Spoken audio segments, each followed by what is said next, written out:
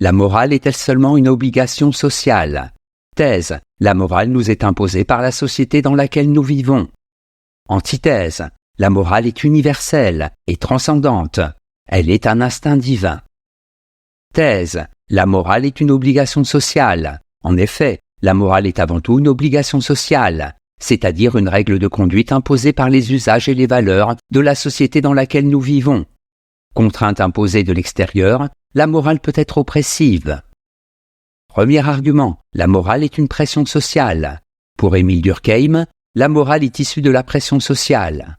Ainsi, le sens du devoir n'est que l'intériorisation de la conscience collective dans la conscience individuelle.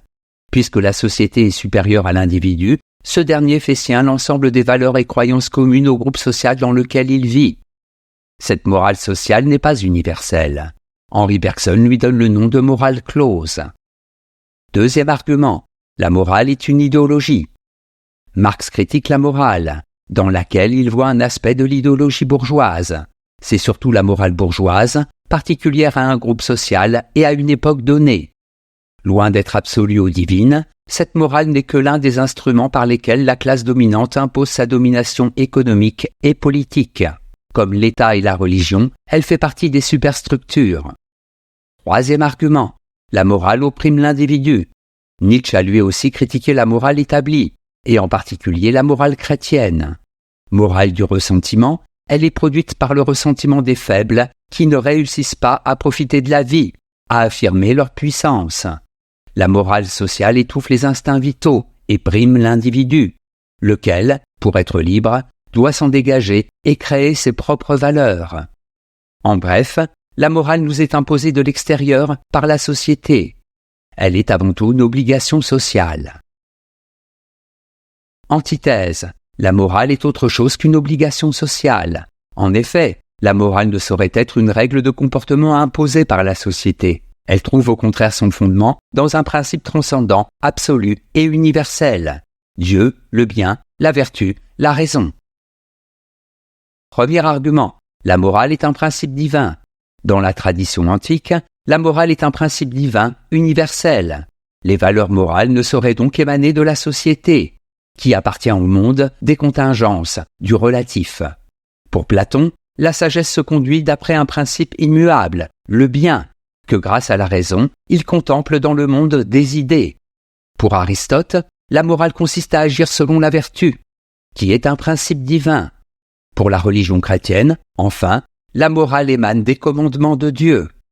Deuxième argument, la morale se confond avec la conscience. Pour Rousseau, la morale ne saurait provenir de la société, puisque celle-ci pervertit la nature humaine et corrompt les mœurs. La source de la morale ne peut être que la conscience individuelle. L'homme vertueux trouve donc ses principes moraux à l'intérieur de lui-même. Ils sont l'expression d'un instinct divin. Troisième argument, la morale est un impératif catégorique. Kant développe les idées de Rousseau sur la morale et le devoir. Pour le philosophe allemand, la morale est une loi de la raison. Elle est un impératif catégorique, qui s'impose de manière absolue à l'homme rationnel. Elle émane donc aussi d'un principe transcendant, non plus Dieu, mais la raison, que l'individu reconnaît et intègre comme seule loi possible pour régler ses actions. En bref, la morale n'est pas une obligation sociale. Elle est un impératif catégorique qui a sa source dans un principe transcendant et que l'homme découvre en lui-même. Synthèse. À notre époque, il est difficile de justifier la morale en ayant recours à un principe transcendant comme le font Platon, Rousseau ou Kant. En effet, qui peut dire ce que sont le bien et la vertu? Des principes qui émanent d'une volonté divine? En définissant la morale ainsi, on permet aux intégristes de tout poil d'interpréter la morale dans un sens répressif et contraignant. À l'inverse, la morale ne peut être simplement une obligation sociale, si l'on entend par là les règles de comportement explicites ou implicites imposées par une société donnée, car alors elle devient relative et arbitraire. En revanche, on peut concilier ces deux définitions de la morale, en disant que celle-ci est une obligation absolue qui a son principe dans le devoir de respecter autrui comme on se respecte soi-même. On fait ainsi de la morale à la fois une obligation sociale, elle nous impose de respecter autrui, et un principe universel. Elle ne dépend pas des mœurs et des valeurs d'une société particulière. Notes et commentaires. Superstructure. Marx distingue les infrastructures des superstructures. Les infrastructures sont les conditions matérielles, économiques d'une société, tandis que les superstructures sont les institutions, États, lois, mœurs, culture, qui sont produites par ces conditions.